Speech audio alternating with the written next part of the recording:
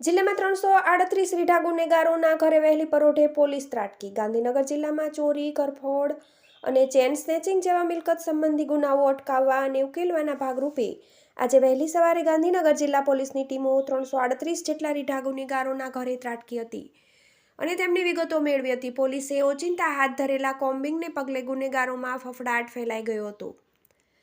રાજ્યમાં દિન પ્રતિદિન ગુનાખોરીનો વ્યાપ વધી રહ્યો છે, ત્યારે પાટનગર, ગાંધીનગર પણ તેમાં બાકાત રહ્યું નથી.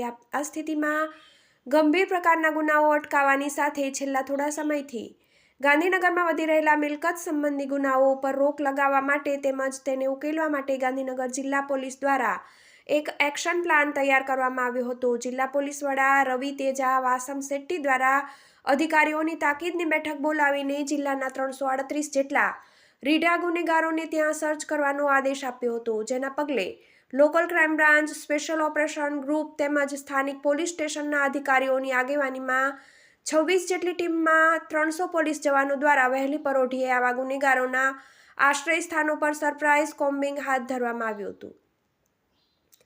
ગાંધીનગર જિલ્લામાં હાલની સ્થિતિએ 178 મેન્ટોર, 88 સક્રિય ગુનેગારો તેમજ 72 લિસ્ટેડ હિસ્ટ્રીશીટર સહિત 350 જેટલા ગુનેગારો ઉપર પોલીસ નજર રાખી રહી છે. ત્યારે વહેલી પરોઢે પોલીસ ત્રાટકતા ગુનેગારોમાં પણ ફફડાટ ફેલાઈ ગયો હતો, જેમની વિગતો મેળવવામાં આવી હતી અને છેલ્લા થોડા સમયથી તેમના દ્વારા કયા પ્રકારની પ્રવૃત્તિ કરવામાં આવી રહી છે તેની માહિતી મેળવી હતી. કેટલાક સ્થળોએથી પોલીસની શંકાસ્પદ ચીજવસ્તુઓ પણ મળી આવી છે, જે અંગે ગુનો નોંધવાની પણ તજવીજ હાથ ધરવામાં આવશે.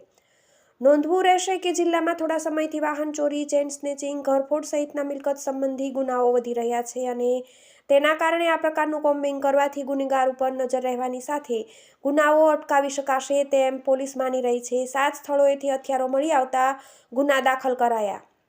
ગાંધીનગર જિલ્લા પોલીસ દ્વારા આજે વહેલી સવારથી શરૂ કરવામાં આવેલું કોમ્બિંગ મોડી રાત સાંજ સુધી ચાલ્યું હતું અને 338 જેટલી જગ્યાએ પોલીસ દ્વારા તપાસ કરવામાં આવી હતી, જેમાં કેટલાક રીઢા ગુનેગારોને ત્યાંથી હથિયારો પણ મળી આવ્યા હતા, જેથી 7 જેટલા ગુનેગારો સામે સંબંધિત પોલીસ મથકમાં જાહેરનામાના ભંગ બદલ પણ ગુના દાખલ કરવામાં આવ્યા હતા. TV18 news, Gandhinagar.